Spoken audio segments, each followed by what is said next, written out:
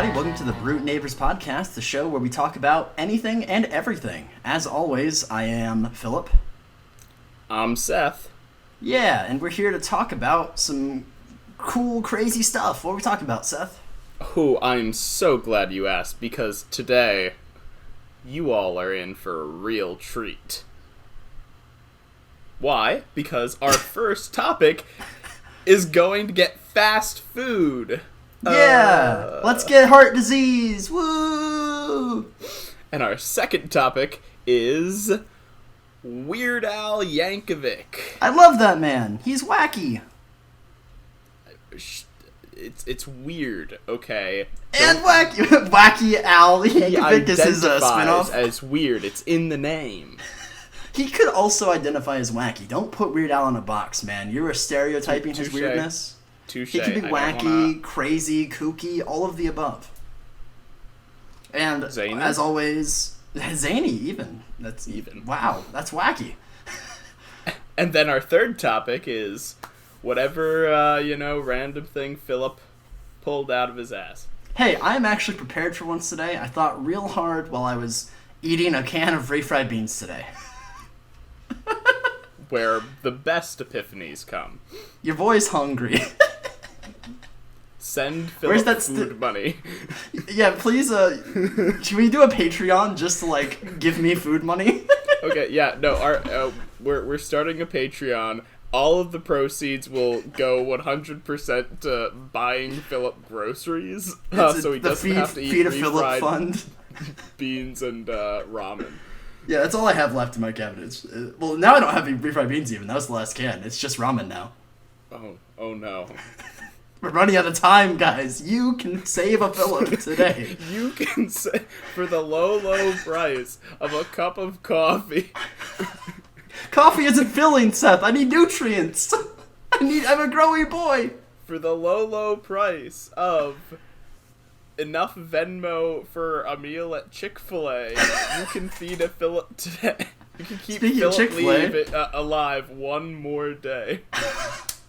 I only have so many days left anyway because of my poor life choices. You can buy me a little more time. Chick-fil-A is a fast food place. And that's what we're talking about. Fast food. Oh my gosh, it's almost like I was bringing it back around to the that's subject crazy. at hand. Yeah, fast food. I have a love-hate relationship with fast food. I eat way more of it than I should, but I also recognize it's garbage, and I know it's garbage as I'm shoving it into my gullet. But yet I eat it, honestly about once a week, which is more than I should, but... Yeah. I used to eat fast food a lot more when I was a kid, and I've always been a pretty picky eater. I've never eaten meat.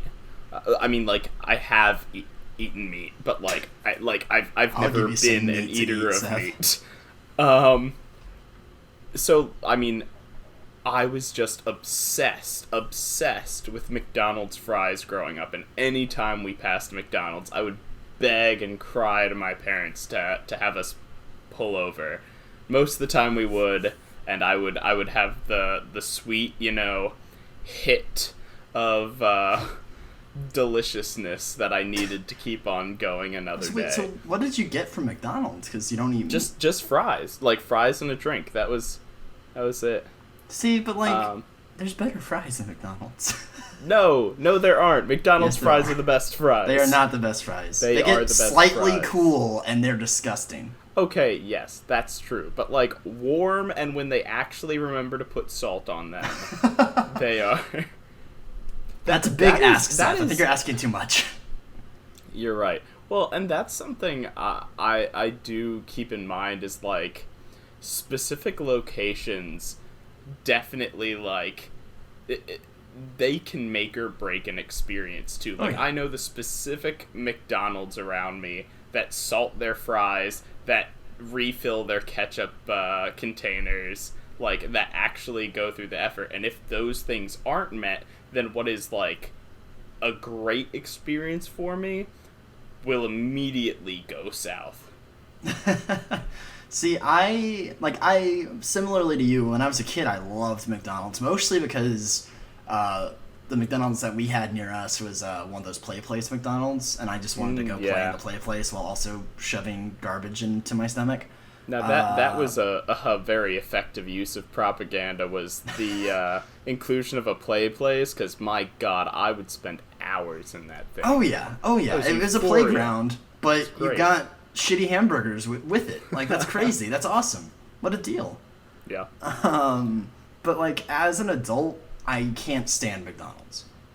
Like, there's really nothing there I want to eat, because like, if I want a hamburger, there's other places I would rather get a hamburger from. If I want fries, like, their fries aren't terrible, but I like fries from other places better. Like, I think Chick-fil-A and Arby's both have better fries than McDonald's. I fell out of love with McDonald's for the longest time, mostly because I actually started caring about what I was putting into my body and like wanting nutrients to stay alive. And so why would you want that? Burger King was even though beforehand I never ate at Burger King, because like I thought the fries were gross, and Burger King in general is just kind of a sketchy chain, but like, they are the only major fast food chain to have a veggie burger, and they've had their veggie burger for years. Even before they got the new Impossible Whopper, and I mean, it's good stuff. And so I switched my allegiances to them for a couple years until I started eating fish, and then the game was back on for McDonald's, because the fish fillet sandwich at McDonald's is just to die for. I probably will get mercury poisoning from eating it. Almost certainly, yeah. I couldn't eat it for every meal, because I would literally die. I would have a supersize me, experience. But like, if I didn't have negative effects like that, I could eat it for every meal. Yeah, the fish fillet sandwich is pretty good. It's been a while since I've had one, because like, well, my taste buds are like, yes, this is yummy. My brain is like, fish from a fast food place. Yeah. That's probably not a smart move. I think for survival, I should not eat this. No, you're wrong. It's good. Let's see. My favorite fast food place, just hands down, is Taco Bell. I love Taco Bell. I hate Taco Bell. But why? There's nothing I can eat there, and like, I've tried everything there that I can eat, and like replaced a number of the things with beans, but I cannot do it. Well, I don't like refried beans. I don't like cheese in a lot of circumstances, and so it leaves nothing for me. See, that's the thing, is like, I always forget, like, you are just like, I can't say the pickiest eater, because we have friends who are somehow even pickier than you, which is baffling to me. But you are an incredibly picky eater. So it's not just like a vegan or vegetarian thing, because like, it's actually a pretty good place for vegetarians who just like, their only thing is they don't want to eat meat for like, either moral reasons or health reasons, whatever. Because like, I have several friends who are vegetarians, and they're like, yeah, Taco Bell is the only fast food place I can really go to, because like, they're the only place that I can sub anything out, like any beef or chicken product I can sub out with beans. They're very willing to work with you. But yeah, if you don't like beans either, then yeah, you're kind of fucked. But like, then you're limiting yourself to like 5 food options at that point. I mean, yeah. I will say, Baja Blast slaps. I could drink that a lot. All right, I'm gonna be real. I never got the appeal of the Baja Blast. Well, That's what I never really got the appeal of Phillip, but and yet here you are, still drinking me up. Yum yum yum. Oh, I'll slurp you. Ooh, please do. Oh my god. Someone has to. Please do. Please, somebody, anyone, that slurp me up. That sounded so sad. It was like, please clap. Please slurp. Please slurp. It's been many moons since I've been slurped, Seth. I caramba. Anyways, thing is, I'm not a big Mountain Dew guy. I've never really liked Mountain Dew. Like, if I'm gonna drink a soda, it's usually gonna be like, I like Pepsi and I like Coke. I like both.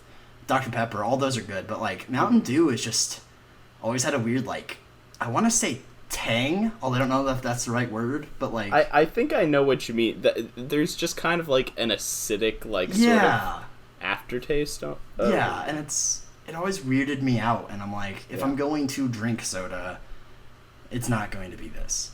Yeah. So, well, I like Mountain Dew, and like I said, I like Baja Blast, but I agree.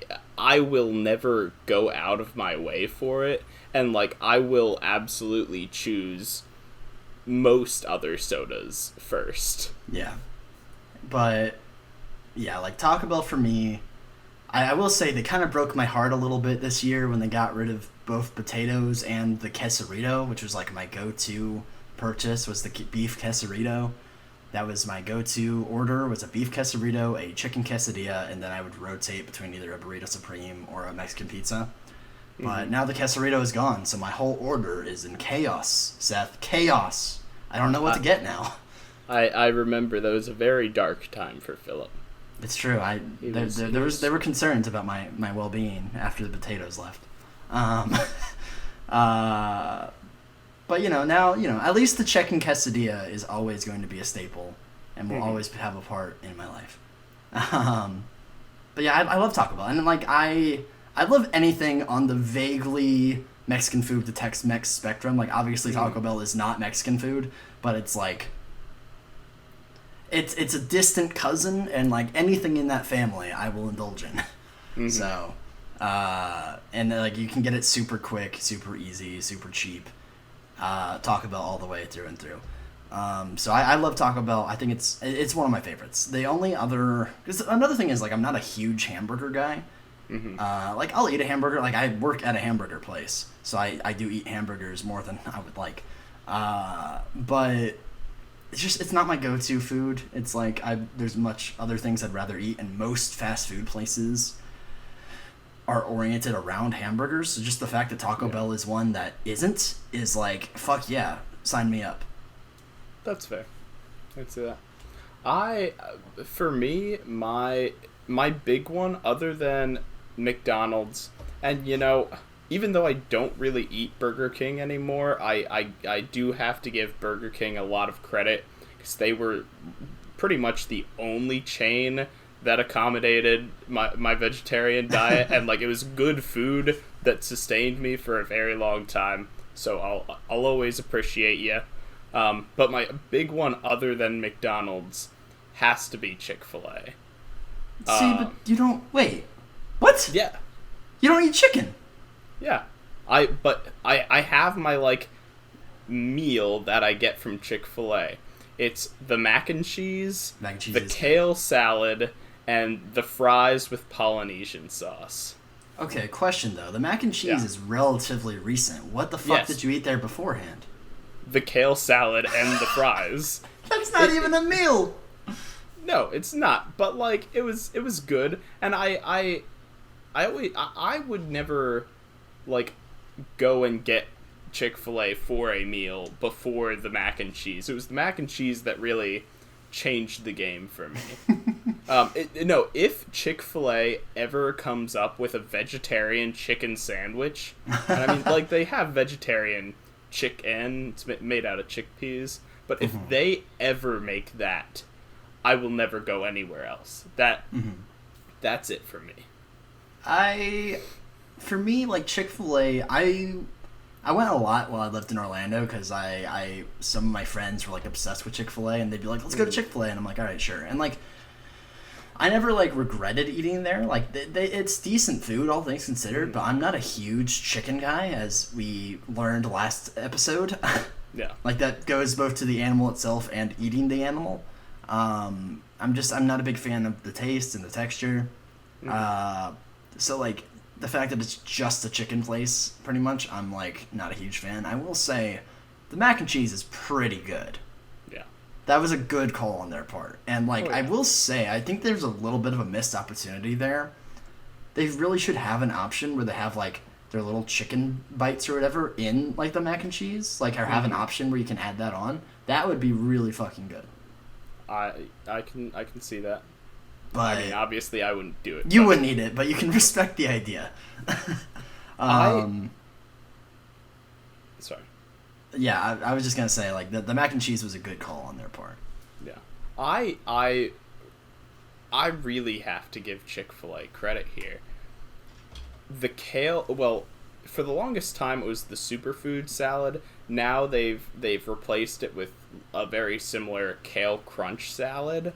But both of those salads they're just very crunchy. They're in this sweet but like mouth-watering sauce dressing, and then just some almonds sprinkled on top, and it is delicious. And I am not a salad person. Being a vegetarian for years, I never ate salads because it's just leaves. It's gross. But you baffle me, Seth. You baffle me in your existence. But Chick-fil-A has managed to do the impossible of making a salad that I will go out of my way for. That I will go to Chick-fil-A just because I am craving that salad. And that's crazy to me. See, I do like salads. I'm a big chef salads kind of guy. Just throw a whole bunch of shit on there and call it a day. But like, I've never found a fast food salad that I've liked. Like, they're all, because I mean, you can't have fresh leaves when you're, a fast food place, really. Like, it's all going to be at best. Yeah. But yeah, I just have no real reason to go to Chick-fil-A. Like, even regardless of like social issues that I disagree with them, well, we definitely need to touch on the fact that Chick-fil-A, the administration and the people who run it have quite a bad track record, an extremely bad track record with LGBT rights, and specifically giving money to organizations that treat the LGBT community horribly, which I know both me and Philip are extremely strong supporters of that community and feel very passionately about those issues. Yeah. And it definitely becomes uncomfortable to support Chick-fil-A with that. Yeah. That being said, I still eat there. Like, I think it's a difficult thing for me because, like, I mean, I don't eat there typically unless I'm going with friends. Like, I've never gone out of my way to eat Chick-fil-A. Even before their problematic social issues came to light, I just wasn't a fan. I don't necessarily think you're, like, a terrible person if you go eat Chick-fil-A, but you should at least be conscious of it and think about, like, you need to think about where you stand when you are making that decision, I would say. Like, I don't think, like, that suddenly makes you not an ally if you go eat Chick-fil-A every now and then, but, like, you need to go ahead and just consider, like, the implications, I would say. Yeah. Like, at least be aware of it. I do, and I mean, part of this is just kind of, trying to make myself feel better about it. But there is sort of the point of, like, there is no ethical consumption over or in capitalism. Like, it's incredibly difficult to carry out a lifestyle in which you do not end up giving money to extremely problematic organizations. That being said, I mean, that is a cop-out answer, and you do need to be aware of where your money is going and try and be as deliberate and mindful with it as you can. Yeah, because that is the thing, is, like, unfortunately with how our current economic society is set up, like, I mean, every company that's not, like, a mom and pop store, and even then, potentially, has some problematic stuff. Like, I could go on whole rants about problems with the film industry and different media companies. Yeah. Well, and I mean, Amazon is, like, one of the worst companies to have ever lived, and I mean, most people rely on it. Yeah, like, I mean, unfortunately, it's hard to go. Hi, loud truck. It's hard to not use Amazon and engage with problematic companies. They just have such a stronghold now that it's a difficult thing. I'm still kind of coming to terms with it myself on like where I stand, so it's I can't make any broad statements on that. It's just at the very least, like I said, like you're not necessarily like you're not the one making those terrible decisions, but you do need to be aware of where your money's going. At least like consider the pros and cons of like, okay, I need this thing, but I also know this company is doing bad things. Where do I stand? Where is my line? And think about what you can, if you are going to keep on doing that consumption, as I mean, I know I certainly am, and I imagine most people who do not have the like. Well, I mean, most people who do not subscribe to major boycotts like that.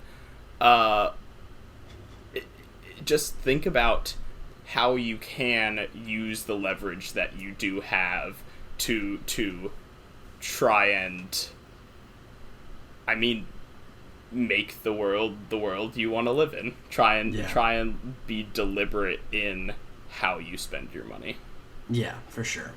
And that can definitely be difficult, especially if you are in financially difficult situations, especially because, like, I mean, when it comes to fast food is cheap. Sometimes that's all you can afford for a meal. And with Amazon, especially with coronavirus, like, many stores are closed. Like, online ordering is the only way to get some things right now. And Amazon is the easiest and cheapest way to do that. And if you're financially strapped but need something that you can only get online, yeah, you're going to do Amazon, and even if you don't like how their company practices things. And it's an unfortunate catch-22 where you're kind of stuck supporting people that you don't necessarily agree with. And hopefully we can, eventually stray from that and make the world a better place. But it's a difficult line that I think we all have to kind of consider and grapple with in our own regards. Yep. So fast food. But anyway, yeah. Okay. I am sad because they are closing. I'll tell you why I'm sad, Seth.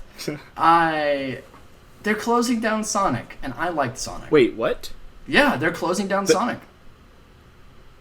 Yeah. Oh, I didn't. This is breaking news for Seth. They're closing down Sonic. Okay, I didn't know that, and Now Seth is sad. I have an extremely strong, emotional attachment to Sonic. I love Sonic, dude. Sonic is like... Oh my gosh, that is devastating. Yeah, Sonic is shuttering its doors. They decided to file for bankruptcy during Corona. Now I gotta go drive to a Sonic. Yeah, because they might not be around much longer. They are to my knowledge, it's been a little bit since because this was announced a couple weeks ago. Mm-hmm. But to my knowledge, nothing has changed. They are closing all of their locations. And that sucks because I really enjoyed Sonic. I have a lot of good memories with Sonic as a kid, sitting in the car with my family, getting food. Because that's the thing is we would just chill in the parking lot and just eat and hang out and talk and stuff. Yeah, well, when I was growing up, the only time I ever ate Sonic, because we don't have a Sonic in my county, but there is one to the county, in the county just south of us, an hour away. And we would always go down there to get our Christmas tree every year. And so my memories of Sonic are specifically tied to when we would go down for Christmas every year, get our tree, grab Sonic, and just sit in the parking lot, having a good time, listening to Christmas music. And that's... Ah, man, that tugs at the heartstrings. Yeah. I have very fond memories of Sonic. And, I liked their food. It was still... Oh, yeah. I would always get the foot-long chili cheese coney. It was so fucking good. And their drinks were great. They had great milkshakes and such a wide variety of different drinks. The drink selection was, or is, I'm not gonna speak too soon here. The drink selection is insane. All the different shakes they have, all the different sodas and flavors you can put into the sodas. as a kid, that blows your mind. Mm-hmm. Oh, yeah. I mean, my go-to drink is, like, grape Coke or something I'd never get anywhere else. They had some just wild, but in a good way, selections of drinks. Yeah. And, like, I remember I would always get a grape slushy. Like, they had the best fucking grape slushy. Oh, God, it was so good. Well, and my order, as we've established, I'm an extremely picky eater. But my order was just a large order of fries and a large order of tots. 2 forms of potato, just in different shapes.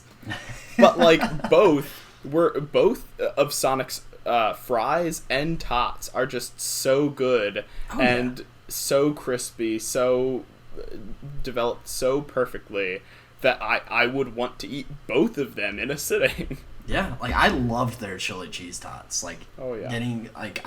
God, they were so good. Like, if I was feeling real fat, I would get a chili cheese coney and a thing of chili cheese tots and just go to fucking town. And it was beautiful. Combine that with, like, a grape slushy or some kind of milkshake. Yeah. God, so fucking good. And I hope they can pull it around. Like, I think it was a final decision, which makes me very sad, but hopefully it wasn't. Maybe I'm wrong. Well, and I mean, obviously big companies like Sonic have tanked before, but I feel like Sonic is one of those companies, I mean, like JCPenney that recently filed for bankruptcy. That, I mean, I can't imagine a world in which they don't find some deal to stay alive, or... Like, yeah, someone has to, like, buy them out or something, right? Yeah. Like, you would think. Exactly. Yeah. Like, because, I mean, there is still, like, the fact that, like, there's a few, like, smaller, like, or, like, local chains that are, like, drive-ins. Yeah. Mm-hmm. Yeah. But that's, like, the only, I'm pretty sure, nationwide drive-in, like, left. Yeah. And so that's kind of a big part of American culture that's, once Sonic is gone, that's gone. Yeah. Like, outside of some local franchises, that's it. You know, so that's kind of tragic. It's a testament to Sonic that they were able to keep that sort of operation and way of doing things for so long. Oh, yeah, and, like, they had such a charm to them. Like, I think they've done it less and less in years, but, like, they at least used to... like, have, like, some of the staff on roller skates when they brought out their food still. And, like, it was a charm that you just didn't see anymore. And, like, that doesn't happen as much anymore, but every now and then you still see it. Like, sometimes they do still do that. And that's something that is just going to be gone once Sonic is gone. And that's kind of sad. Oh, man. Oh, man. Sorry to crush. I'm gonna be thinking about that for a while tonight. Hello? Sorry, yeah, I got a text and it distracted me. Okay. Sorry, continue. What? No, that's it. I said everything. You're just sad now? Yeah, I'm sad. All right. What would you say? All right, give me your top 3. Like, what your, like, holy trinity of fast food, and then your, like, evil trinity of fast food. Your 3 favorites and your 3 least favorites. Okay. Oh, man, there's so many to pick from. McDonald's and Chick-fil-A are definitely in the top 3 holy trinity. Mm-hmm. Then...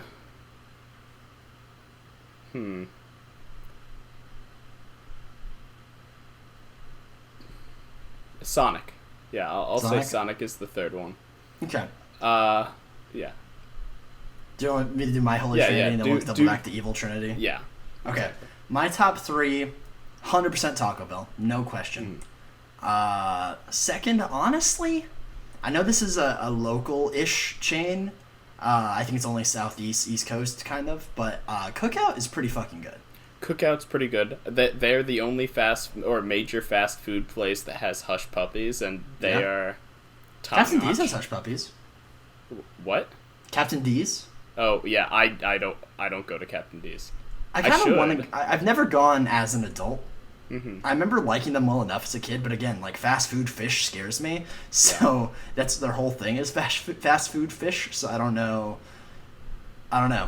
we'll see if I ever try them. I'm kind of surprised they're still in business. I want to know who is keeping Captain D's and Long John Silver's in business. Yeah. But anyways, yeah, Taco Bell's in my top. Probably Cookout just because like you can get a fuck ton of food for $5. Yeah, a milkshake, it's like $7. That is insanely low for a fuck ton of food. That's impressive. I am not a fan of Cookout's milkshakes, I will say. I appreciate that there's so many different kinds, and I mean I can eat them if I'm thinking of them as like a Blizzard from Dairy Queen. Dairy Queen also one of my favorites. Dairy Queen's solid. But I mean to me it's not a milkshake.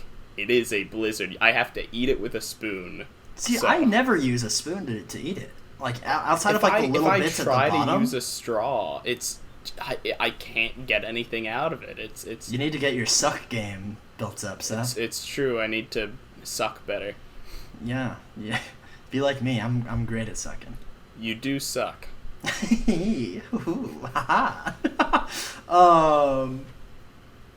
But yeah, I like their milkshakes. I think my favorite fast food milkshake was probably it's either gonna be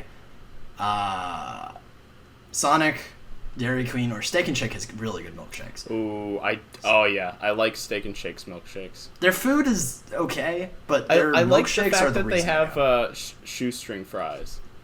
Yeah, I see. I can only eat their fries with like chili cheese though. I can't eat just their straight fries. They're like I don't know. They're a little bland to me. But like they're fine. But like I would rather like if you add chili cheese to them, they're fucking great. But gotcha. They're like the perfect fry to go with chili and cheese.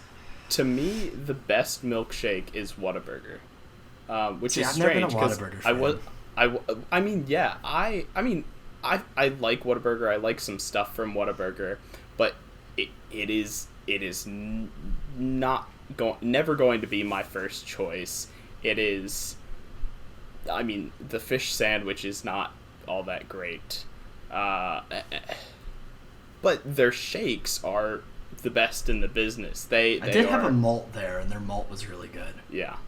Well, and when they have, like, the limited edition salted caramel shake, that is one of the best things I've ever tasted. It's phenomenal.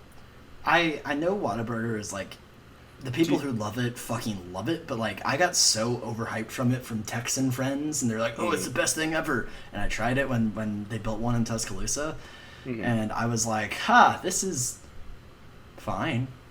Okay, but, yeah, no, going off of that, Whataburger has developed this regional cult of anyone who is from Texas, or anyone who, like, has Texan family or a strong connection to Texas will fight to the death that Whataburger is the best thing that ever existed. And it's fine. I like it. For me, it's on the same tier as like Burger King. Like, it's fine. Like, I'll eat it sometimes. Like, especially friends want to go. But like, I don't ever want to go out of my way for Whataburger. The only good thing about Whataburger, like the exceptional thing, is that they're another place that's open till like 4 a.m. And because I'm a nocturnal creature, that is nice. Most places are open 24 hours. Oh, Whataburgers? Yeah. Okay. I know the one in... Oh, no, I think the one in Tuscaloosa was 24 hours. No, I think you're right. It was 24 hours. Any place that is open till like 3 a.m. or later, you have a special place in my heart as someone who does most of his stuff at night. I cannot wait for our Waffle House episode. Oh, yeah. Do we have it on the list? I don't know, but if we don't, I'll put it on. Yeah. Yeah. But, yeah, and my last, like, third Holy Trinity one, this one is probably going to be very controversial. I really fucking like Arby's. Okay.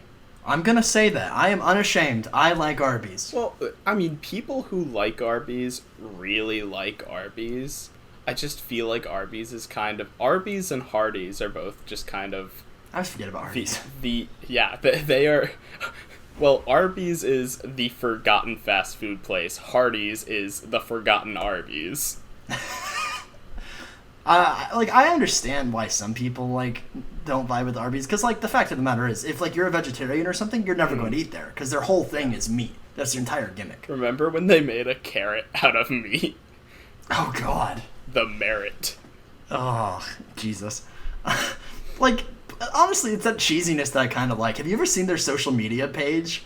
I feel like I've seen it a couple times. They do a bunch of, like, they have, like, anime shit in their fucking ads. And it's like, oh my God. Why? That's so fucking weird. Like, who the fuck runs the Arby's social media page? Because they just do some weird-ass shit. But, like, I kind of respect that. They know they're a niche gimmick. They fucking own that shit. But, like, I like Arby's. Their mozzarella sticks are amazing. Their fries, I love their curly fries. And I'm sorry, I just got a flashback to Burger King's mac and Cheetos. So I was thinking about mozzarella sticks, and that's where my mind shot to. I don't think I ever tried one of those, but I actually kind of wanted to. I did. I mean, it was pretty much just a mac and cheese bite with orange Cheeto dust on top. Actually, no, wait, I think I did have one once, and it was okay. It was, yeah. It existed. But yeah, I actually really like Arby's. I know a lot of people shit on Arby's. Mm-hmm. I enjoy it. I think it's a solid place. I would rather eat there than McDonald's or Burger King or Wendy's is actually pretty good. Wendy's and Arby's fight it out for my top. For me, three. Wendy's is, well, and I guess I might get to this in a second. I don't have anything against Wendy's. I just feel like Wendy's is the most overhyped fast food. If I'm going to eat at a burger place, I'm probably like a burger fast food place, I'm going to probably go to Wendy's over like McDonald's or Burger King.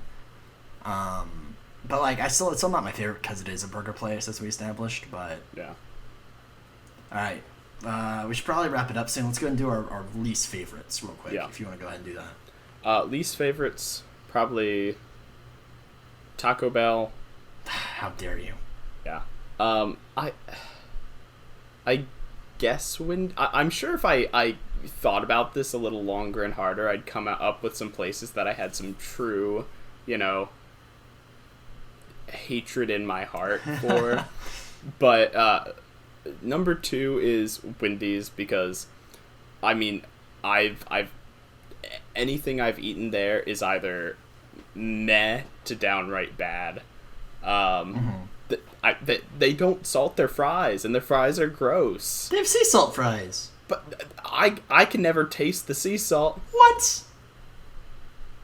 Oh, anyway. Man. And then the third one would probably be it hurts me to say this. You understand this? It hurts me to say Panda Express. I forgot about Panda Express. I don't like Panda Express. Panda Express kept me alive for a long time at college, because it was one of the few places in our student center with food that I could eat. Mm-hmm. But it's just not good food. It's bad food. And it will always be bad food.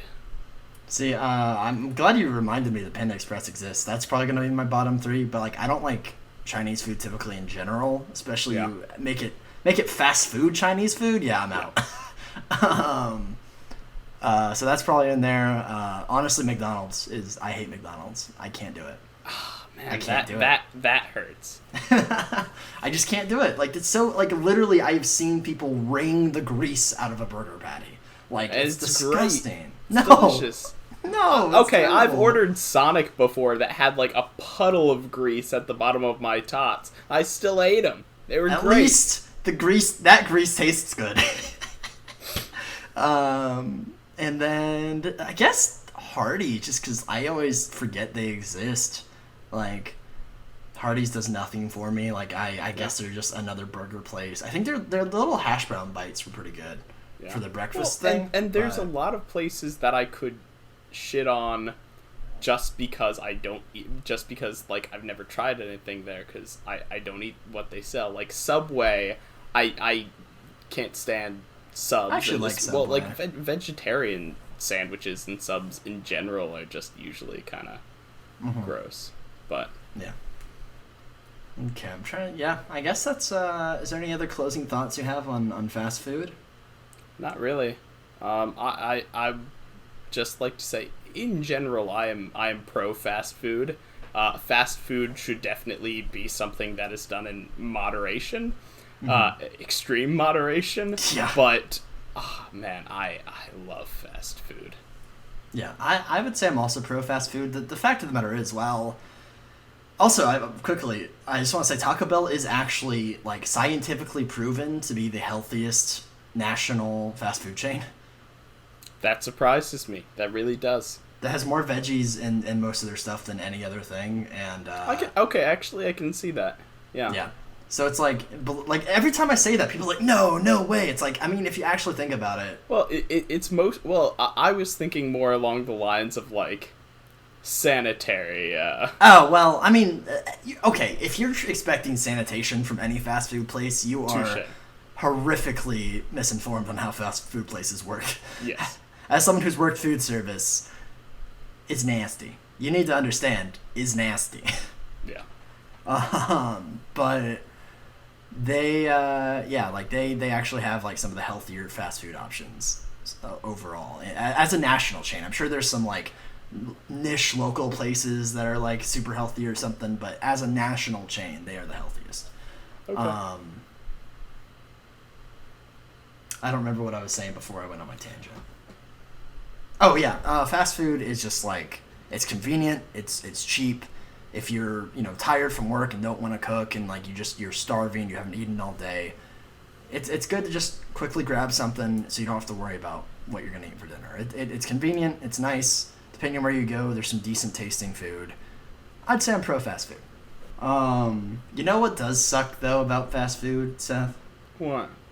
When you get trapped in the drive-thru.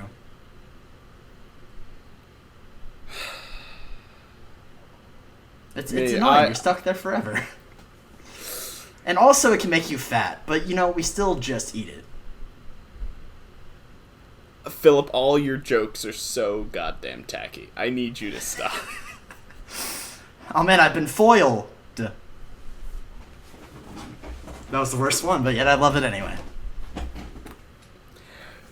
Wow, all of this is so cool because most of those things are Weird Al titles. Ah! Weird Al titles? Whoa, that's almost like it's our next subject of discussion. Weird Al Yankovic, the very famous comedy/parody singer, writer, comedian. This dude's been doing stuff since what, the 80s? Yeah. And he's still very relevant. Yeah. That's incredible. Like, so few people have that. He has remained relevant pretty much the whole time. I mean, he is like a solidly like B or C list celebrity, but I mean all of his stuff is universal. Almost everybody knows about him, and almost everybody likes his stuff. Yeah, like there's people who like will be like, oh yeah, it's that weird. He makes comedy songs. I know like White and Nerdy or Amish Paradise, and like that's all they know. But like everyone knows Weird Al. He is a household name, 100%. And like there's very few. The only like comedy like singing person or group I can think of with any kind of even slightly comparable reach is maybe The Lonely Island. Yeah, but they're also recent enough that I don't know how long because I mean they're not as actively making stuff as they used to. Like they still are. Yeah. They've mostly shifted their focus to like films and stuff. Mm-hmm. So, and like we'll see how their reach lasts. They sold out. They went Hollywood, Philip. But like they're the only like comedy group I can think of that has had like, because a lot of different comedy singers and stuff have like one or two big songs, but the only ones with any kind of like longevity so far is obviously Weird Al and then like The Lonely Island, and that's about it that I can think of. But Weird Al is like, I have such a special place in my heart for Weird Al. He was like all I listened to growing up. Like growing up, I didn't listen to like rock music or anything like that like I do now. I only listened to Weird Al, some country music, and Christian radio.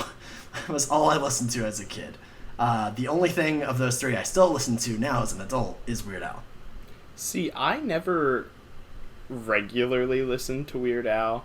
Like, I've never really kept his songs, like, on my shuffle or anything like that. It was more of I just thought of this funny Weird Al video, or I just really want to watch some Weird Al or listen to some Weird Al, and making an event of it or making a point to go and watch it. Yeah. And I think part of that is because you get so much of the experience out of watching the music videos too, that lends a lot to the songs. And I mean, Weird Al is very deliberate in also putting in a lot of effort for these music videos to go along with the songs. 100%. Like, he has some of the, like, I mean, he really kind of revolutionized how music videos are done. Like, I mean, like, obviously, you know, there's the MTV era where everybody had music videos, but, like, he consistently had great music videos all right before, during, and after MTV died. Yeah. Like, he has always had quality music videos that only enhance the songs, and even still, the songs he makes aren't reliant on those music videos to be funny. They're still good in their own. The music videos only enhance them, and that's talent in its own right. Well, and I mean, it's remarkable how both the songs and the videos are both so good on their own. Yeah. I mean, the videos themselves they contribute so much more to the original experience of listening to the song, and that's not necessary. It's not like the videos make it better as much as the experience is enhanced by bringing the two together. Oh yeah, for sure, 100%. God, there's so many great Weird Al songs, and like honestly, like because I listened pretty much exclusively to Weird Al, he in a lot of ways was like my gateway into other types of music that I had never listened to before. Like White and Nerdy, like that got me into rap for a hot minute there. Like I didn't realize at first that was a parody of it, and then I looked a parody of Riding Dirty, and then I looked up that song and was like, oh, that's pretty cool. And then I just got more and more into rap after that. Same with like, as our audience knows, I am a huge fan of grunge. Technically, the first grunge song I ever heard was Smells Like Nirvana. Oh my Not gosh. even Smells Like Teen Spirit. Like, I had never heard of Smells Like Teen Spirit until I listened to Smells Like Nirvana. There are so many songs, and a lot of songs that are like my favorite songs that I would have never heard of without Weird Al. Like, I love Gangster's Paradise, and I would have never listened to it without Amish Paradise. I love I'm really blanking right now. I love this thing I can't remember. I love all of these things. I actually wouldn't have heard of I'm sure I would have eventually. I mean, like, I'd heard American Pie. That's what I was gonna say. I was gonna say. Yeah. Before Saga Begins, and also Lola before I heard Yoda. But I never actually went out of my way to listen to those songs before I heard Saga Begins and Yoda. And they're so, for much of my childhood, if I wanted to listen to a particular song that I really enjoyed, sometimes I would just go to the Weird Al song instead. Like, I would go to Ryer the Kaiser before listening to Eye of the Tiger. I would listen to Foil instead of Royals. Yeah. Honestly, I think I prefer Foil to Royals. Honestly, I'm going to be real. I was listening to that today before the podcast, and I was like, this is a funny song. Like, I like the halfway change into the conspiracy stuff. It's clever shit. I think Foil is other than, I mean, Amish Paradise and White and Nerdy, which, I mean, I've just seen so many times because they are the most, that they are the most famous songs of his. Foil is the song that I have listened to the most, because when I was in middle school, I would just replay it over and over again, because it's so funny. You were in middle school when Foil came out? Or maybe it How was young are you? Maybe it was high school. I don't know. Actually, I guess you might have been a freshman, because that came out the summer It was the summer before my senior year of high school. Let me look it up. Because I was taking like ACT like tutoring courses. It was released in 2014, so I was definitely in high school. Yeah, you're probably like a freshman or about to start sophomore year, right? No, I think I was a sophomore. Oh, yeah. Because I started high school in 2012, and so it would have been sophomore into junior year. Gotcha. But like that is of his like newer-ish ones. Foil is one of my favorites. My all-time favorites are definitely like Amish Paradise is so good. Yeah. Like it's such a good song. Do you know that there was like mild controversy with that one? Really? The original artist, Coolio, like, so there was like some back and forth. Like Weird Al always tries to go out of, like, even though he has like parodies are fair use, he always still tries to go to the original artist and asks permission to do it, just because he's a courteous, nice guy. But he went to like Coolio's producers and stuff, and he was like, "Hey, I wanna make this. Is Coolio okay with that? Can I do this?" And they were like, "Yeah, that's fine, absolutely." And he was like, "Okay, cool." And then he made it, and Coolio was like, "No one ever told me you were gonna make that. I never wanted this to be parodied. What the fuck?"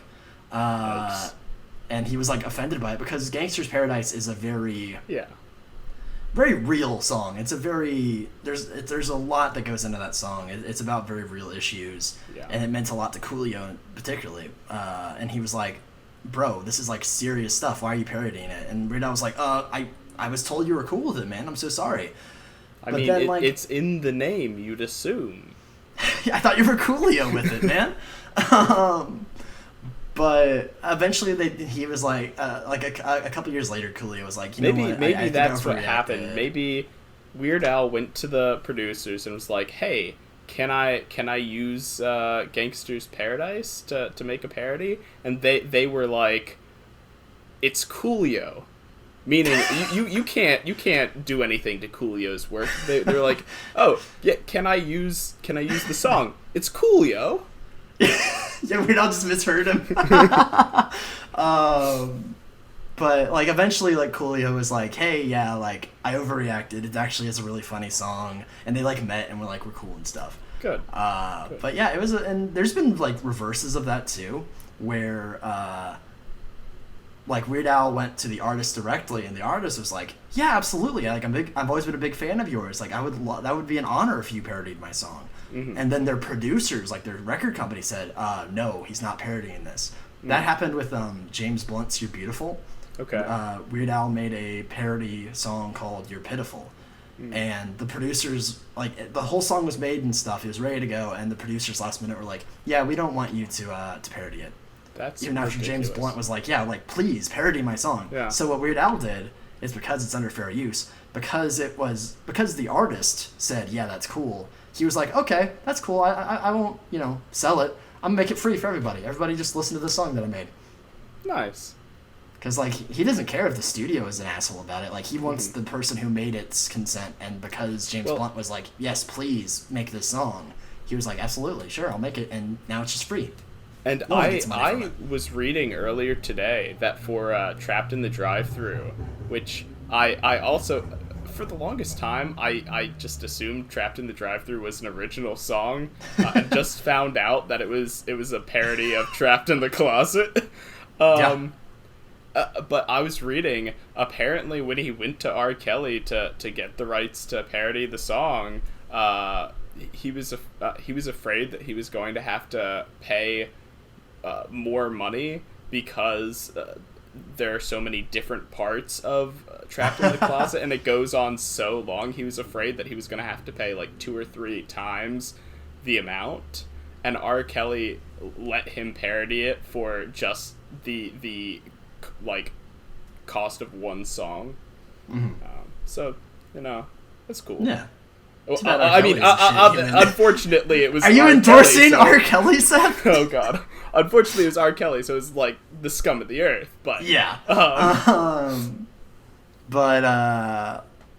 Yeah, like Weird Al's always been really cool with like he always like like he had a good working relationship with Michael Jackson. He parodied 2 of his songs, and Michael Jackson always loved Weird Al's parodies of his stuff. But he wanted to. Well, and he goes out of his way for the Michael Jackson parodies too. They are like cut for cut he goes all out on this Michael Jackson music videos, but with whatever humorous spin. Eat It is like still one of his greatest ones. Fat too, but like Eat It especially is just like a fucking spot on parody. And he wanted to parody Black or White. He wanted to make it like an Oreo themed, like a cookie themed song, and Michael Jackson was like, like this one means a lot to me. Can you maybe not on this one? Like, you know, I love your other stuff, but like maybe not. And Weird Al was like, oh yeah, absolutely, man. I'm sorry. Yeah, I'll make something else.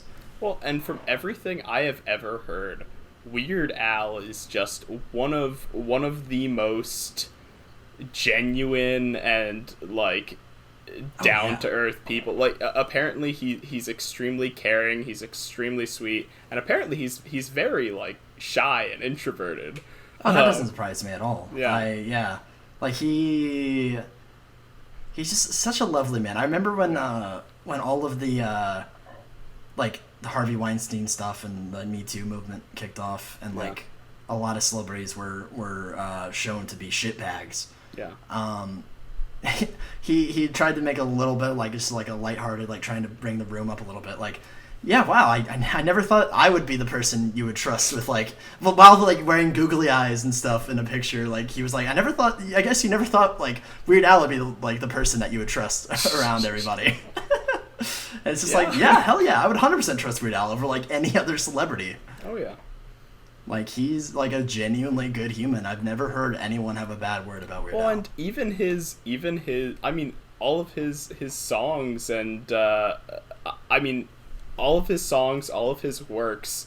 I mean, he does a lot of really wacky stuff. He goes all over the place. But for the most part, it's almost entirely like family friendly. Like people of all ages listen to Weird Al, and I mean, it's never got super controversial themes. Yeah. He's gotten a little risque every now and then, like Jerry Springer. The parody of 1 Week is a bit much, but it's also Jerry Springer. Yeah. So I mean, it makes sense. Have you heard The Night Santa Went Crazy? I have not. Maybe that should be our mystery topic. Okay. We can switch that up. It's all about the night Santa goes crazy and just kills everyone at the North Pole. Oh my gosh. Oh yeah. Man, I didn't even think to watch Christmas at Ground Zero, and Christmas at Ground Zero is one of my favorite Christmas songs. I Christmas at Ground Zero is pretty good. I really do like The Night Santa Went Crazy, but it's weirdly gory for a Weird Al song. Yeah. But like it's good, and it's like I still loved it as a kid because I was like, ooh, edgy, yeah. Yeah. But yeah, that's a good one. I will say, there's one Weird Al song that I just hate. Okay. It's just, I don't think it's a good song. I don't understand what he was going for with it. It's off of the same album as White and Nerdy. Like, I owned that album as a kid. And so I listened to that whole album on repeat, except this song. Weasel Stomping Day is garbage. Okay. Yes. Yeah, I agree. I'm sorry. I do not like Weasel Stomping Day. And like, I love me some edgy shit. You all know this. It's just that like there's no joke there. That was too extreme for me when I was growing up too. And I mean obviously like, even now, but yeah, I mean, I'm all for some gritty, gory, whatever. Like I'm a horror guy, I'm a grunge guy. I'm all for the gritty shit. But like, there's no joke there. It's just him stomping on weasels, and I'm like, okay, what's the punchline? So I don't know. That one lost me a little bit. But that is like, okay, out of a huge discography, where at worst some songs are just like, oh, okay, I don't know if I'll listen to this one again. Having one song that I'm like, I don't like at all, that's still high praise. Yeah. Now the one thing that I don't like about Weird Al, and this is a completely personal thing, is I mean, there is a lot of employment of gross out humor and stuff that just different details and themes that are kind of gross or like just make me kind of uncomfortable. And when those songs, like, I can't listen to those songs, and that turns me off of a lot of things. But also, I mean, obviously, gross out humor has its audience, and I mean, it is a proven form of comedy that, I mean, Weird Al excels at. So. Yeah, and like usually he's pretty good about tempering it. Like it's not even like Trapped in the Drive-Thru has like a it talks about like a plumber's like bunion or something at one point. Yeah. And it's like that's gross, but it's not the entire point of the song. It's one little quick bit of an otherwise not that isn't clever, but it's in an otherwise very clever song that isn't gross out humor. Like one little bit is fine. That's fine. Yeah. And like he does have some that are kind of gross, but like overall, I'd say he usually strikes a pretty good balance. Mm-hmm. With the exception of stuff like Weasel Stomping Day, and he has a few like that I just don't really vibe with that much. But overall, though, I'd say like he does a good job of keeping a good balance. Like I know, I just literally because like I've listened to probably at least 95% of Weird Al songs over the course of my life. So I just, like, when I was getting ready for this podcast, I just put Weird Al's whole discography on shuffle. And there was a couple that I'd forgotten he had done parodies of. Like, he did a parody of Waterfalls by TLC. Oh. I'd forgotten that he'd done Jerry Springer, the 1 Week parody. Yeah. He did TMZ, a parody of Taylor Swift's You Belong With Me. There were a bunch I forgot he did that are pretty solid. He has such a long discography that it's hard to have listened to all of his stuff or remember all of his stuff. Oh yeah, because I mean, there's so many that I forgot he had done, but I know he did a parody of It was like a parody of 2 Red Hot Chili Pepper songs in one song. It was like Bedrock something. It was like a Flintstones themed parody of 2 of the Red Hot Chili Pepper songs. I like that one. Apparently the Red Hot Chili Peppers weren't a huge fan of that parody. Apparently they were like, come on, Weird Al. Like when you said you were gonna parody our stuff, we thought you were gonna be a little more creative. You're a creative guy, and they were like disappointed with it apparently.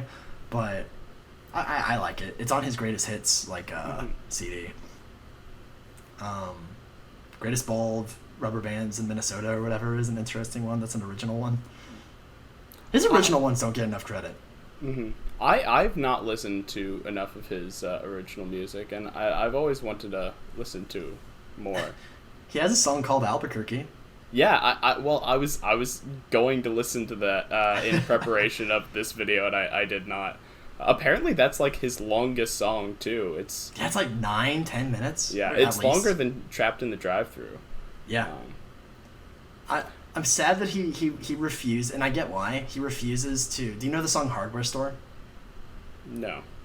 It's literally just him super rapidly singing this just stuff in a hardware store basically, and he won't sing it at concerts anymore because he's just like, I fuck it up too much. It's too fast. It's like I can't do it anymore. I'm too old. That's fine.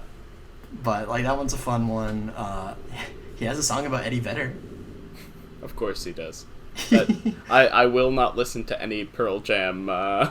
Actually, no. I probably will like the Pearl Jam spoofs more than Pearl Jam. So maybe I should listen. Well, that's because you have bad taste, But he never actually parodied a weird Pearl Jam song. Sadly, but he had a song. It's called "My Baby's in Love with Eddie Vedder," and it's pretty funny. I mean, you got to give him credit. I mean, there's not a lot of good stuff in grunge to choose from, and he already does parody the best grunge song, "Smells Like Teen Spirit." So, I mean, you really, what do you need anything else for? Seth, why do you hurt me? Why do you hurt me, Seth? Weird Al, go back and parody the grunge movement. All of them. The entire discography of the Big Four and Stone Temple Pilots right now. Please, Weird Al. I'm sorry, Phillip. You hurt me, Seth. Nirvana's overrated. I really like a lot of his like polka stuff too. All the different medleys he does. Go ahead. Sorry. I mean, I had been a big fan of a lot of Hamilton stuff. I'd listened to a bunch of the songs, but I like his Hamilton polka version is what got me into like all of Hamilton. See, as a kid, I didn't appreciate the polkas, like, because Weird Al was, like, all I listened to. I didn't understand any of the songs he was referencing, so I was like, I come here for weird, wacky lyrics. Where's my weird, wacky lyrics? But, like, now that I actually am semi-cultured and know some songs, I'm like, I appreciate them a lot more. Really, of course I do. I really like the Angry White Boy polka. Yeah. Because that's my brand. That's a good one. While I was making a can of beans today, I was listening to Bohemian Polka came on, which is literally just Bohemian Rhapsody, but it's like out of order him polka, like doing a polka of the different parts of the song out of order, and it's weirdly kind of good. Yeah, it's like a weird remix of Bohemian Rhapsody. And then that one's pretty good. What other polkas did he do? He did Polka Face, which was like, predominantly Poker Face by Lady Gaga was like the main one. Then they had like, I think some Justin Bieber on there and stuff. It was solid. I need to go back and listen to his polkas, like all of them. It's been a minute. Yeah. Weird Al was actually the first artist I ever saw in concert. Really? Yeah, he got me into the concert scene. Where did you see him? In Huntsville at the Von Braun Center. Nice. Well, and I've noticed that he seems to do, not that Huntsville is a small city, because it's not, but he does seem to do a lot of, like, random cities that are not, like, New York, Atlanta, Philly. Because, like, I know, like, that's one thing that's always disappointed me, like, some of my favorite bands, like Pearl Jam is like my favorite band, and I still haven't gotten to see them live because they rarely do American tours anymore, and when they do, it's usually like Seattle, New York, like Miami, and like that's about it. And like they were actually gonna go to Nashville this year, but then Corona fucked everything. But like, and a lot of artists do that. They'll only go to the big cities, and like Weird Al could absolutely just like cash his check at the big cities. Like, he's a big enough artist to do that. But he's like, no, like, I know I have fans out in Huntsville. I know I have fans in random other city that isn't huge. Like, I want all my fans to be able to see me if they can. And that's part of what makes him so special. Like, he genuinely loves his fans. Like, he wants to see them and perform for them. And that's nice, because a lot of artists, when you get that big, a lot of them kind of stop caring about the fans, unfortunately. And like, they're just like, it's a chore for them. And Weird Al, it's never at least come across that he feels that way. He genuinely seems to care about his fan base, and that's really nice. Yeah. I would probably get tickets to a Weird Al concert. There are not a lot of artists that I care enough to go see live, because I know going to see live is a different experience, but I've never had good experiences at concerts, and I leave thinking I would have just... I mean, I think I would have enjoyed the music more if I was just sitting at home listening to the recordings. But, like, Weird Al is on the list of artists I would go to a concert for. Oh, yeah. And I'd love to see, because, like, he has such a huge discography that every single performance is different. Like, he's very good about changing up his set list. Like, he does his big hits pretty much all the time. Like, he's always going to do White and Nerdy. He's always going to do his Star Wars songs. Yeah. A fun thing was, when I saw him at concert, he did, like, his show. He was like, all right, guys, good night, and left. He hadn't done the Star Wars songs yet. And he, like, went backstage and stuff. And, like, it was a pretty short show at that point, and a couple people actually like left, and I was like, wait, like, the lights are still on though, like they haven't turned the lights off, like, no, something's coming. And then he comes out in like full Star Wars gear, and he has stormtroopers behind him, and like, it was I feel kind of bad for the people that walked out, but it's like, come on, like, you had to have known, A, he was going to do the Star Wars songs, and B, he's going to do some zany shit. Like, it's his whole gimmick is, he's Weird Al.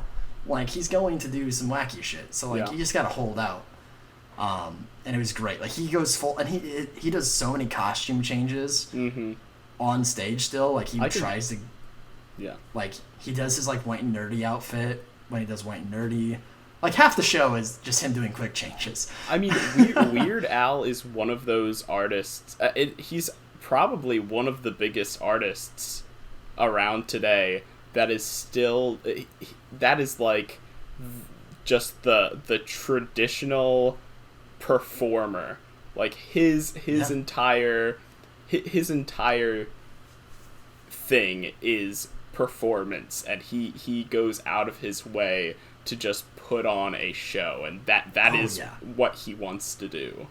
100%. Like, cause, like, again, he's been doing this for over 40, maybe 50 years. At least 40, right? And he still seems to genuinely enjoy performing. Yeah.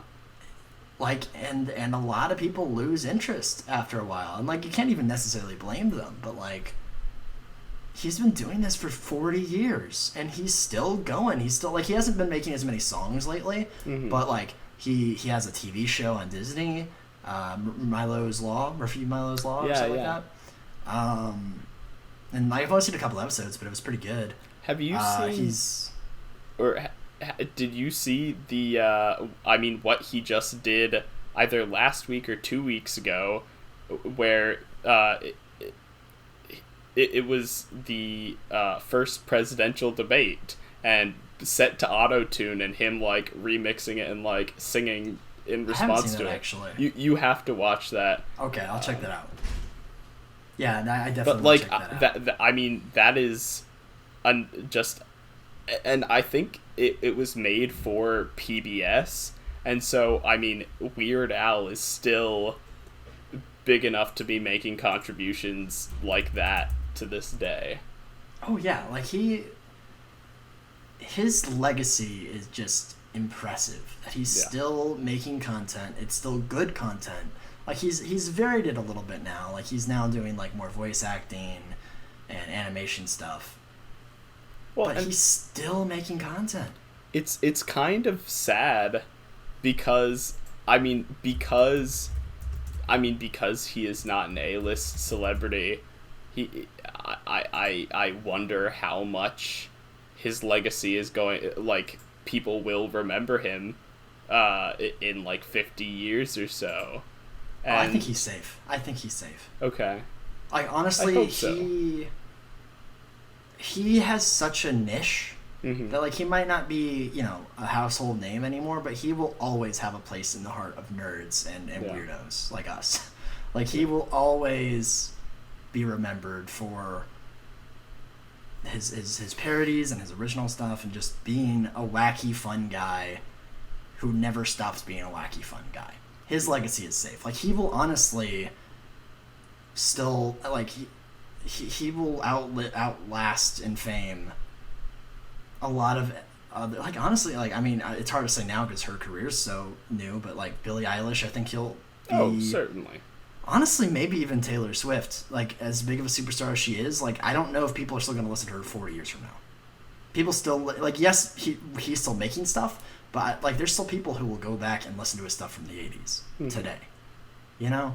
Yeah. So, like, I think he will always have his I niche, will still be listening to Taylor Swift in 40 years. Yes, but you're you. He will always have his niche. I don't think he's going anywhere anytime soon. We should probably wrap it up. Yeah. Oh, I do also want to throw in that he was a prominent recurring character on Gallivant, the ABC musical comedy from a few years back. It got canceled because, of course, a show like that did. But, oh my gosh, that was an incredible show, and Weird Al just lit up the screen every single time he went on. He was the leader of a band of singing monks. Of course he was. They took a vow of singing, so they could only communicate through singing. I love that. I really need to check out Caliban, because I think I'd like it. I highly recommend it to anyone who's got the time and has an interest in musicals. Yeah, I definitely want to check that out. Especially now that I didn't know Weird Al was in it. That's impressive. That's just another reason to watch it. I love Weird Al. I don't listen to him nearly as much as I used to, but he always is going to have a special place in my heart, and he's someone that I can always go back to. I will always, like, even if I don't listen to him as frequently, I'll always be like, oh, White and Nerdy, fuck yeah, Amish Paradise, hell yeah. I will always have a place in my heart for that man, and I think he's a very talented, very kind, caring man from all accounts. Yeah. I'd say he's one of my favorite celebrities. Yeah. If not my favorite, honestly. Like, he's up there for sure. Very talented man, very funny man. He is definitely one of those artists that if I see he's on, like, Jimmy Fallon or Stephen Colbert or Conan or whatever, I will make a point of watching that episode that night or watching the clip on YouTube. Yeah. He's just an interesting man while not being... He doesn't let himself get dragged down in drama or any other shit. Like, he wants to have fun, and he wants you to have fun with him. And I respect the fuck out of that. Oh, yeah. So, 100%. Sorry, go ahead. Extremely pro Weird Al. Absolutely. 100% pro Weird Al. I don't have a negative thing to say about him. Agreed. Very talented, very nice guy. Wish him all the best. Oh, yeah. All right. Let's Mystery go ahead and topic. Mystery topic. Let's do it. Mm-hmm. I have it ready. I'm not winging it for once this week, audience. I have it ready. Ready to go. He's just saying that as he's talking right now, he's searching for something to show me. I'm buying time. I'm stalling. How dare you, Philip? I would never do that to you. That's a lie. Don't you lie to me, Seth. I know you. All right, Seth. What did I just show you? So, what Philip just showed me was, it was the it was the Muppets. The Muffins. It was the Muffins. It was the Muppets performing Bohemian Rhapsody. And it was a music video for them performing it. And obviously, because it's the Muppets, it's got a lot of different zany parts and... weird, even? You could say weird. But it's a clip I've seen before. Was it in the Muppets movie or like the Muppets? I don't believe so. Okay, I didn't think it was. I know it. I know the video predates the movie. But I couldn't remember if any of it was in there. But yeah, I am a big fan of Bohemian Rhapsody. Obviously, it's become very overplayed in our society. But I like the song, and I think the Muppets always do really great stuff. They're a pretty niche artists, but, you guys should check out some of their work if you have. Yeah, I know no one has ever heard of the Muppets. Ever. Yeah, no. I love the Muppets. I love Bohemian Rhapsody. Love Queen. So it's just a perfect blend for me. I know it's a fun little video. I stumbled across it again because I'd seen it before, when it came back, like, literally a decade ago. This came out in 2009. It's over a decade old. Yeah. But I revisited it recently, and, I was feeling down about stuff, 2020 being shit and all.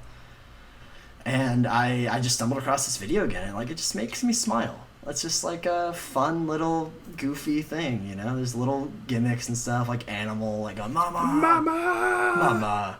Dada? I love that shit. That's so fun. Animal was always one of my favorites. Yeah. Love Animal. It makes me smile. The Muppets make me happy. They're fun, little thing. I don't think they get enough credit anymore. They are very long-lasting, long-standing characters, but no one really gives them enough credit anymore. I think the thing with the Muppets is just that they do not have a persistent presence in the way franchises like Star Wars or I mean, like, the Mickey Mouse characters have. Yeah. They are, whenever somebody has the interest enough to put in a passion project to do something with the Muppets, we get new Muppets content. Yeah. Yeah, that's the thing, is even, like, with Star Wars, like, you know, we didn't have main movies for long periods of time, but there's always something. Yeah. Yeah, for sure. And, like, the fact that, yeah, there are usually large gaps in between Muppets anything. Mm-hmm. But, like, they are very frequent and ongoing. Like, they... Yeah, you know, it is very consistent. Like, you can expect a Muppets reboot or, like, relaunch to occur every couple of years. Yeah, but it's like, because there's not one ongoing continuity. Yeah. But I don't think you necessarily need and one for the Muppets. No, you don't. Like, they are timeless characters that you can always do something with. Yeah. They're very versatile in that regard. Well, and, I mean, each of the characters is so famous in their own right. Kermit, Miss Piggy, Fozzie Bear, and each of them has such established personalities that just sort of bleed throughout pop culture. Oh yeah, like those are characters that are just so timeless and universal that they are parodied in almost everything. Which is funny, like, because they in and of themselves are a vehicle for parodies of things. Yeah. Oh yeah, I mean, half of their movies, like, I mean, Muppets Treasure Island, Muppet Christmas Carol, Muppet versions of things were very, very common. And, like, that's some of the, like, Muppet Treasure Island is one of my favorite Muppet things. I love Muppet Treasure Island. And they're very good and wholesome. I actually had never heard Smells Like Teen Spirit until I heard the Muppets Smells Like Teen Spirit in the Muppet movie. So we both heard Smells Like Teen Spirit for the first time through either Weird Al or the Muppets. That's wow. Okay. what a I mean, that's the thing though, is like they are a weird. It's kind of like Weird Al. They're a gateway to pop culture. Yeah. Like as a kid, like they are, you know, like as a kid you're kind of limited on what you watch and stuff typically, but the Muppets, you know, they parody stuff like Queen. Like a lot of kids don't necessarily listen to Queen, but like they're like, oh, this is fun. It's the Muppets. And it's like, and then they find out when they're a little older, like, oh, this Muppets clip I liked so much is based on a real song, and then they get introduced to Queen, or like Muppets Treasure Island. Like they're like, oh, this was based on an actual story. Let me go read that. Like, I love parodies and things that are out of love. They are not done just to make fun of something. It's we might pick some jokes on it here and there, but we are doing this because we love this thing. Mm-hmm. And as a result, like, you can get introduced to so many other things. That's why I loved. Did you ever watch Wishbone as a kid? No, I did not. Oh, you missed out. My sister did. Yeah. It was such a good show, and like similarly, like his whole thing was he was, you know, a fun little dog who did like literary adventures. He was him in the character roles, and like obviously the stories were, you know, sanitized a bit for children, but like it was a good gateway to literature for me and a lot of other kids my age. And I think the Muppets serve a very similar function in a lot of what they do. Like, I mean, you know, Muppets Christmas Carol was a lot of people's first version of the Christmas Carol they ever saw. Yeah. And I think that they serve a very important role in children's learning of our culture, honestly. Well, they're a cultural icon in their own right, and they introduce us to so many others. And it is interesting how, I mean, parody and allusions within children's media, obviously, like you said, children have a very limited amount of things that they both have access to watching, and that like is made for them to watch. And through those things, without them even knowing it, that they get seeds of, oh, these are things that are going to last in my subconscious that are from pop culture, and you don't even realize it.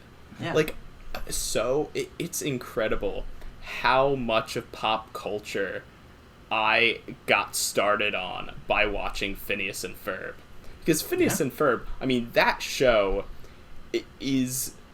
It's 75% of the content is just references to other media.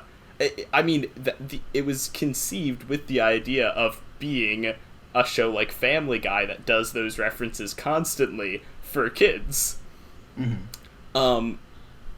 But like, that was such an instrumental point at my childhood where I was like finally old enough that I could get really into those references and concepts, and I had the means to actually look up what they were from and then just follow the trail further.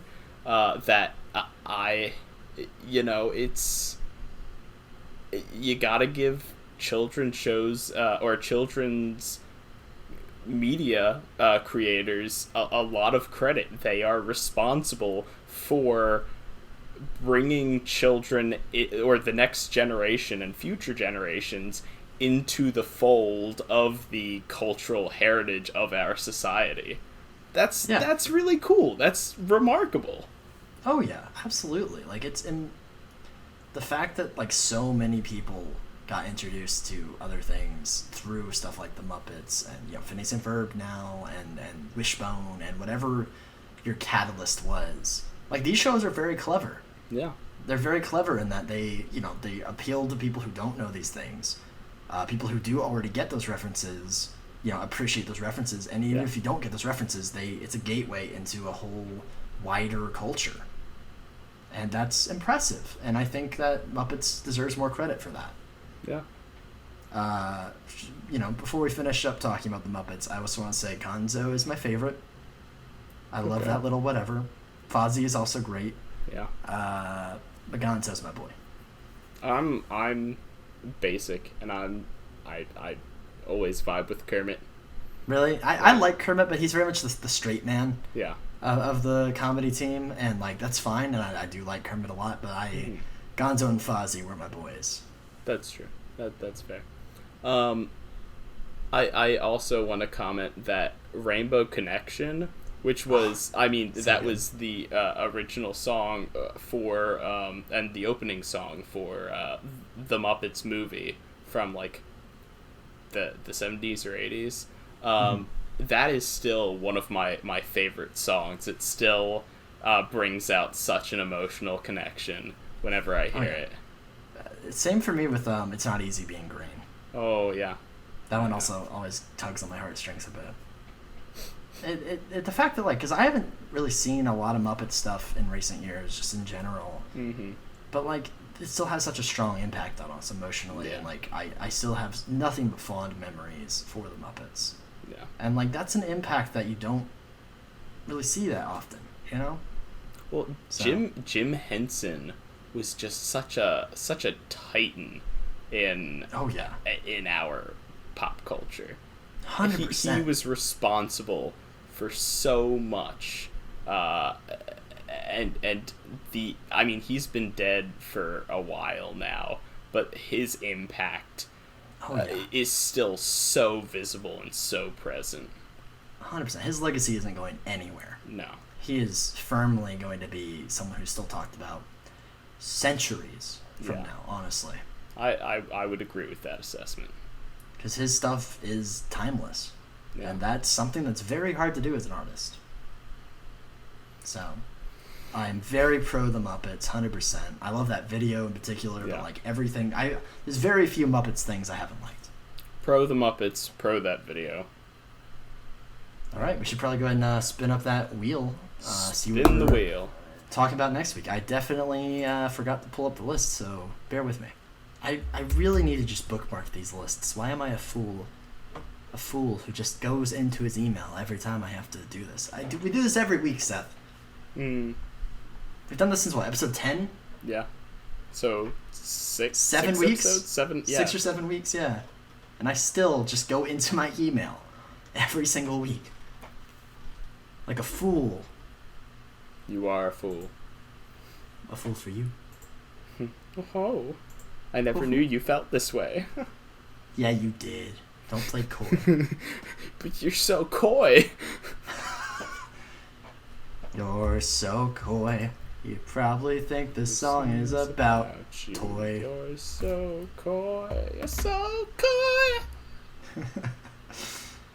Alright. Partner, let's keep on rolling, baby. You know what time it is. I'm just your partner. Life partner. I know. Ooh. This is a purely professional relationship, Seth. I need you to rein it in. I thought we were telling the audience. Oh. Okay. Well. No, I'm scolding you, Seth. I like it when you scold me. Oh, I know you do. Why do you think I didn't? Yell louder. Nikki's going to immediately regret agreeing to edit this podcast. Our first topic for next week is... Can we... hide and seek. Hide and seek. Okay. We'll see how that works. Yeah. Sure, we'll go with it. Yeah. Hide and seek. Did I put that on the list? I don't remember. I probably did when I was like blitzing through any random thing I can think that comes to mind. Yeah. Hey, sure. Okay. I'm sorry. Have you never played hide and seek? There's a lot to talk about. Fair enough. Strategies. It's a very strategic game. Look, if you are not employing the Maltesian egg sparrow every single time, then you're clearly a loser. See, but if you use that one too much, it gets predictable. You gotta use the Ottoman Empire approach sometimes to mix it up. Ottoman Empire doesn't last forever, though. Yeah, you can't rely on them. It's kind of the sick man, if you know what I mean. Alright, so our media topic for next week is Spaceballs. Okay. You good with that? Yeah. Cool. Alright, our media topic for next week is Spaceballs, the wacky parody film from Mel Brooks. We're doing a lot of parodies in a row. Weird Al, and at least it's not the same thing two in a row. Like, it's not also music parodies. Okay, as long as we agree to stay away from Spaceballs, The Last Yogurt. But, get it, get it. Because The Last Jedi sucks. You mean it's the best sequel Star Wars film? As a whole, the trilogy's awful and an incoherent mess, but the only one that works is Last Jedi. Eggs. Someday we're going to get to the Star Wars episode, and our friendship will be over. Yes. It's going to be great. So this is just a trial run. This is like this is a warning shot across the bow.